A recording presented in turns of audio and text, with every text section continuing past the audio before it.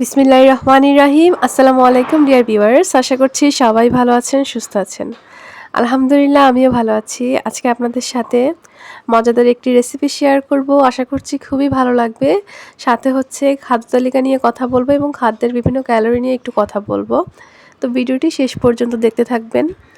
দেখতে পাচ্ছেন এখানে মাছ নিয়ে নিয়েছি। মাছ হচ্ছে প্রোটিন জাতীয় খাবার। আপনারা অবশ্যই খাদ্য তালিকায় প্রোটিন জাতীয় খাবার রাখতে চেষ্টা করবেন। প্রোটিন আমাদের শরীরের জন্য অত্যন্ত প্রয়োজন। ছোট থেকে বড় সবার জন্যই প্রয়োজন।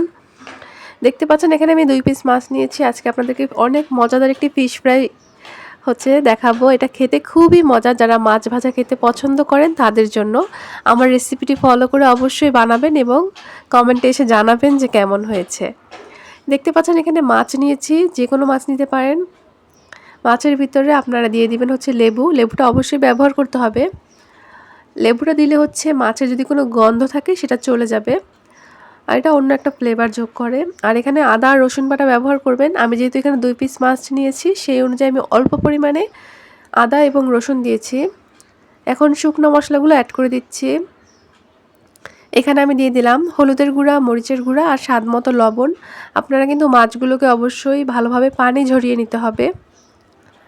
যে কোনো মাছ দিয়েই করতে পারবেন এই রেসিপিটা। রুই মাছ হোক, আমি এখানে পাঙ্গাস নিয়েছি।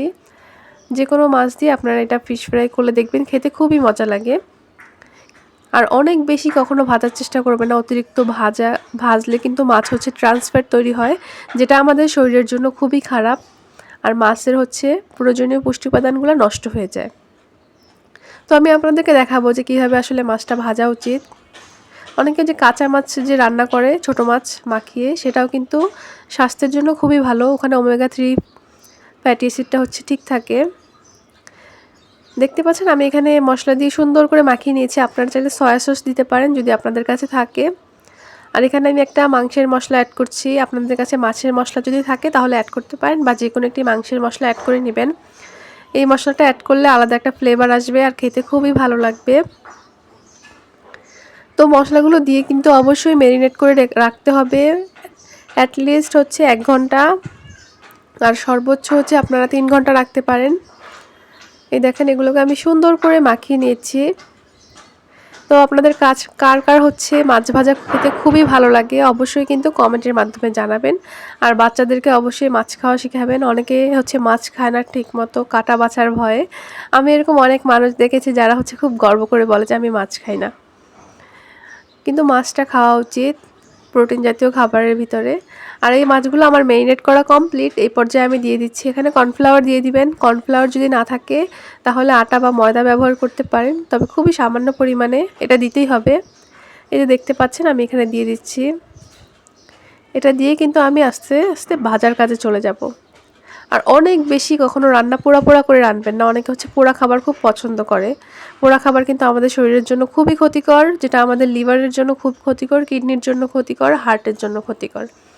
অনেকে দেখবেন যে শাক বা একটা করলা ভাজি করতে গেলে একদম পুড়ে পুড়া করে একদম পুরা বাসা ধোয়া ধোয়া করে ফেলে, মনে করে যে এটা না জানি কি একটা খাবার। কিন্তু খাবার সবসময় ঢেকে রান্না করা উচিত, মিডিয়াম আঁচে রান্না করা উচিত, যাতে করে খাবারের পুষ্টিমানটা ঠিক থাকে। এখানে আমি তেলের ভিতরে হচ্ছে খুব মিডিয়াম থেকে লো আঁচের ভিতরে দিয়ে দিচ্ছি এই মাছগুলো। এখন আমি ভেজে নিব। আসলে এখানে আমি 2 পিস ভেজে নিচ্ছি, আবার অন্যদিকে হচ্ছে ভুনা করব, যার জন্য হচ্ছে 2 ভাগে নিয়েছি মাছটা। ভুনাটা আজকে আপনাদের সাথে শেয়ার করলাম না, শুধু ভাজাটাই আজকে শেয়ার করব। এইভাবে করে একবার ভেজে দেখবেন যে কতটা মজা হয়। আর এই যে দেখতে পাচ্ছেন বাকি মশলাগুলো রয়ে গেছে, এগুলোও কিন্তু আমি যখন মাছটা ভাজা ভাজা হয়ে যাবে সেই পর্যায়ে অল্প অল্প করে দিয়ে হচ্ছে ভেজে ফেলবো। আর চুলার আঁচটা কিন্তু অবশ্যই মিডিয়াম থেকে একটু কমে থাকবে। এতে করে হয় কি মাছের ভিতরে হচ্ছে মশলাটা ভালোভাবে যায় এবং খুব বেশি পোড়া পোড়া হয় না মাছটা, মশলাটাও পুড়ে না। এই মাছটা ভাজতে আপনাদের একটু সময় লাগবে, অবশ্যই 20 থেকে 25 মিনিট।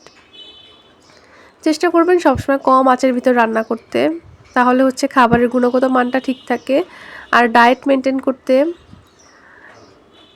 1 কাপ ভাত, তারপর হচ্ছে সাথে আপনার প্লেটের ভিতরে রাখবেন হচ্ছে একটা প্রোটিন জাতীয় খাবার, আর সবজি রাখবেন, যে কোনো ফাইবার জাতীয় শাক হোক সবজি হোক, যে কোনো একটা খাবার রাখবেন। আর অবশ্যই ভিটামিন সি জাতীয় খাবার কিন্তু প্রতিদিন খেতে হবে।